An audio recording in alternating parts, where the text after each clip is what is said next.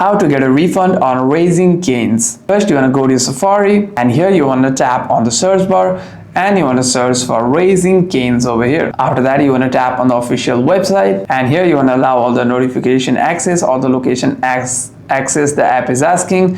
After that, you want to scroll down all the way, tap on resources. After that, here you will see an option called contact us. You want to simply tap on here, and you want to scroll down and tap on general questions or comments or feedback about a restaurant. If you have an experience about a restaurant, I'm gonna simply tap on feedback about a restaurant, and here it will ask for all the details. You want to fill out all your details over here, and on the comment section over here you want to specify your problem. You can explain all the problem with all the details, and you want to make an appeal for a refund, and if your reasonings are valid, you will be able to get your refund once the Raising Canes team reach out to you through your email.